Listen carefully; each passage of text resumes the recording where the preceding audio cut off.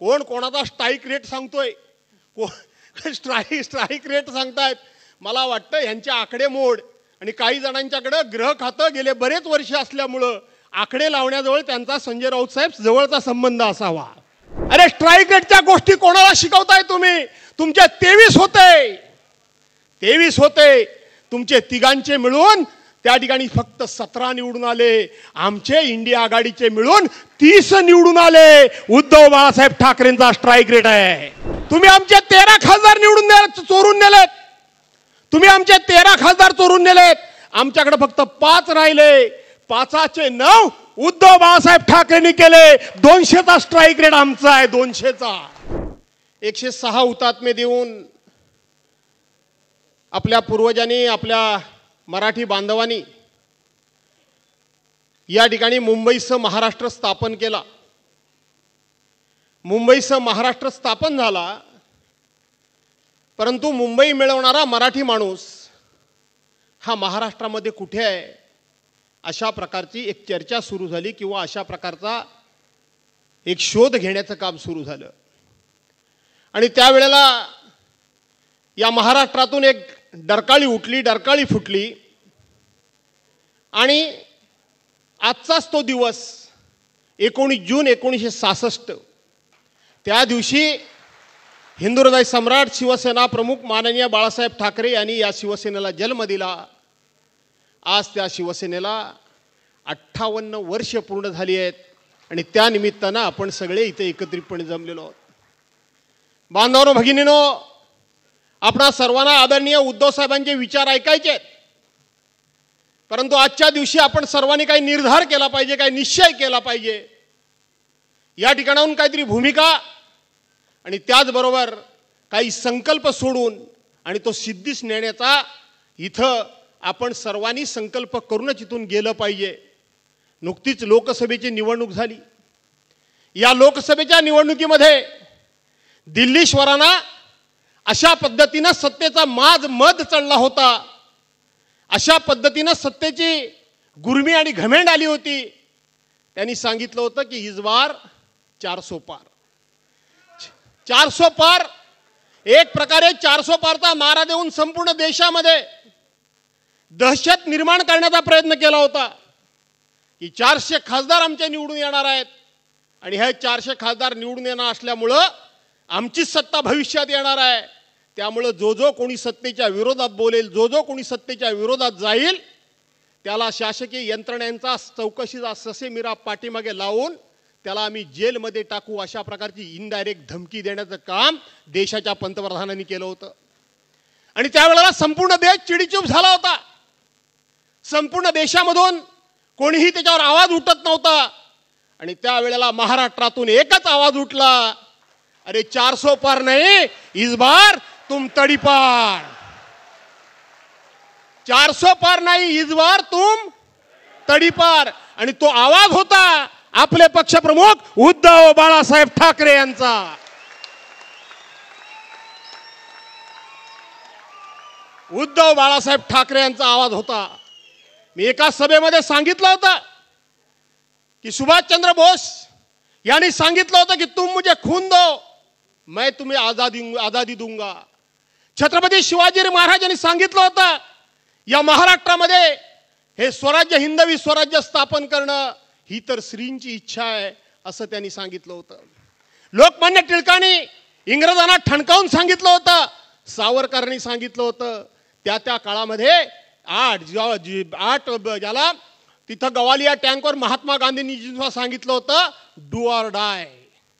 एखाद्या माणसाच्या तोंडून एखादं वाक्य सहज निघून जातं, पण तो एक मंत्र ठरतो, तो लढण्याची एक ऊर्जा ठरते. त्याच पद्धतीनं इस बार 400 पार नाही तर तुम तडी पार हा देशामध्ये एक मंत्र घुमला, एक आवाज घुमला. आणि त्या पक्षप्रमुखांनी संपूर्ण महाराष्ट्र ढवळून काढला. आज त्याच्यावर वेगवेगळ्या प्रकारची विश्लेषणं केली जात आहेत, सांगितली जात आहेत. कोण कोणाचा स्ट्राईक रेट सांगतोय, स्ट्राईक रेट सांगतायत. मला वाटतं यांच्या आकडेमोड आणि काही जणांच्याकडे ग्रह खातं गेले बरेच वर्ष असल्यामुळं आकडे लावण्याजवळ त्यांचा संजय राऊत साहेब जवळचा संबंध असावा, जवळचा संबंध असावा. कोणाचा स्ट्राईक रेट? काय म्हणत होतात तुम्ही? या महाराष्ट्रामध्ये 45+ तुम्ही सांगत होतात, 45+ तुम्ही सांगत होतात. आणि त्याच वेळेला माझ्या पक्षप्रमुखांनी आवाज दिला, माझे किती तुझे किती हे बघितलं नाही. महाराष्ट्रातल्या 48च्या 48 लोकसभा मतदारसंघामध्ये एखादा मतदारसंघ कदाचित चुकला असेल. तो मतदारसंघ कोणाचा? यापेक्षा भाजपाला तडीपार करण्याकरता सगळा मतदारसंघ जर ढवळून काढला कुणी असेल तर ते तुमचे माझे पक्षप्रमुख उद्धव साहेबांनी काढलेला आहे. अरे शिवसेनेबरोबर तुम्ही होतात त्यावेळेला तुमचे 23 खासदार निवडून आले होते. तुम्ही आम्हाला सांगत होतात की नरेंद्र मोदींचा फोटो लावून तुम्ही 18 खासदार निवडून आलात. सभागृहामध्ये विधिमंडळाच्या अधिवेशनामध्ये मी सांगितलं होतं की 2014 पर्यंत एकाच्याही बॅनरवर नरेंद्र मोदींचा फोटो कधीही नव्हता. 2014ला ते पंतप्रधान पदाचे उमेदवार झाले आणि त्यांचा बॅनरवर फोटो आला. आज आपण कालची निवडणूक जर बघितलीत तर कालच्या निवडणुकीमध्ये मी त्यांना सांगितलं होतं की भविष्यामध्ये आम्ही तुमच्या नरेंद्र मोदींचा कधी फोटो लावणार नाही, तुम्ही आमच्या शिवसेना प्रमुखांचा फोटो लावू नका. पण आज आपण जर बघितलं असेल तर शिवसेना प्रमुख ही एक अभूत अशा प्रकारची शक्ती होती. ज्या वेळेला कधी परकीय आक्रमण झालं असेल, कधी धार्मिक आक्रमण झालं असेल, कधी आर्थिक आक्रमण झालं असेल, कधी देशातली आर्थिक कधी उलटापालट काय घडली असेल, त्यावेळेला फक्त एकच बोट उठलं, ते म्हणजे शिवसेना प्रमुख मान्य बाळासाहेब ठाकरे यांचं.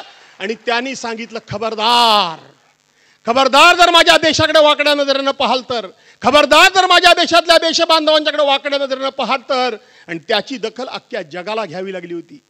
त्याच पद्धतीनं आजकाल जर आपण बघितलं तर 48च्या 48 उमेदवारांच्या बॅनरवर 48च्या 48 भाजपा असेल, शिवसेना असेल, अजित पवार गट असेल, काँग्रेस, राष्ट्रवादी काँग्रेसने आम्ही सुद्धा असू, त्या 48च्या 48 बॅनरवर जर फोटो कोणाचा होता तर तो माझ्या हिंदू हृदय सम्राट शिवसेना प्रमुख मान्य बाळासाहेब ठाकरेंचा होता.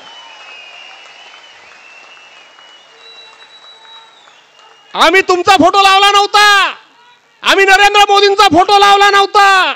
अरे स्ट्राईक रेटच्या गोष्टी कोणाला शिकवताय तुम्ही? तुमचे 23 होते, तुमचे तिघांचे मिळून त्या ठिकाणी फक्त 17 निवडून आले. आमचे इंडिया आघाडीचे मिळून 30 निवडून आले. उद्धव बाळासाहेब ठाकरेंचा स्ट्राईक रेट आहे.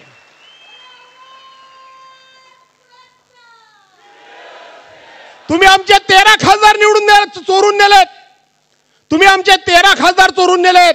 आमच्याकडे फक्त 5 राहिले. 5चे 9 उद्धव बाळासाहेब ठाकरेंनी केले. 200चा स्ट्राईक रेट आमचा आहे. 200चा स्ट्राईक रेट आमचा आहे. तुम्ही आमच्या स्ट्राईक रेटच्या नादाला लागू नका, कारण ही बाळासाहेबांची शिवसेना आहे. आणि म्हणून आजच्या वर्धापन दिनाच्या निमित्तानं मी शिवसेना प्रमुखांचं स्मरण तर करतोच, तुम्हा सर्वांना शुभेच्छा देतोच. पण आज याच्या दिवशी मला असं वाटतं उद्धव साहेब, 2.5-3 महिन्यानंतर विधानसभेच्या निवडणुका आलेल्या आहेत. आज निश्चितपणे तुम्ही आम्हाला काहीतरी आदेश देणारच आहात. आज निश्चितपणे तुम्ही आम्हाला महाराष्ट्राच्या कानाकोपऱ्यामध्ये पाठवणारच आहात. पण या निमित्तानं सर्व शिवसैनिकांना विनंती करतो की आपल्या पक्षाला आता 58 वर्ष झाली. 58 वर्षामध्ये जो आपल्या अंगावर आला त्याला आपण शिंगावर घेतला. ज्याला आपण मोठं केलं त्याला मस्ती आल्यानंतर आपण त्याला जागा त्याची दाखवली. हे सगळं खरं आहे. पण आता भविष्यामध्ये कोणाला छोटं करण्याकरता आपली ताकद, बुद्धी, वेळ, आपले कष्ट, आपले श्रम, आपला पैसा घालवण्यापेक्षा आजच्या दिवशी आपण निर्धार आणि निश्चय करूया की कोणाला छोटं करण्यापेक्षा मी माझी शिवसेना मोठी करेन. हा माझा खरा संकल्प असला पाहिजे. मी मोठा होईन, मी माझी शिवसेना मोठी करेन. आणि ते स्वप्न उद्धव साहेबांचं आहे. आणि ते स्वप्न साकार करण्याकरता आपण सगळे कार्यकर्ते म्हणून या ठिकाणी आलेलो आहोतच. आदित्यजी त्या संदर्भामध्ये जी काय पुढची दिशा आहे ते तर निश्चितपणे त्या पुढे जातीलच, याबद्दल दुमत असण्याचं काही कारण नाही. नवनिर्वाचित खासदारांचं या ठिकाणी अभिनंदन करतो. अमोल, फक्त 48 मतानं तुझा घात झालाय. 48 मतानं तुझा घात झालाय. इथं फक्त थोड्या मतांना नरेंद्र खेडेकर आमचे पडलेत. थोड्या मतानं आमचा त्या ठिकाणी कोल्हापूरच्या बाजूचा गडिंग्लजचा उमेदवार आमच्या थोड्या मतानं पडलाय.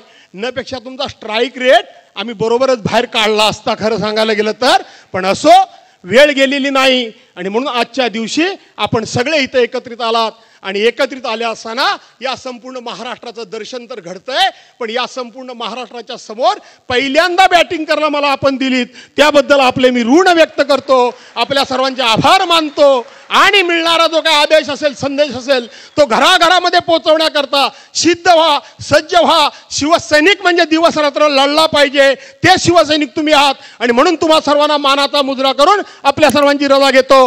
जय हिंद, जय महाराष्ट्र.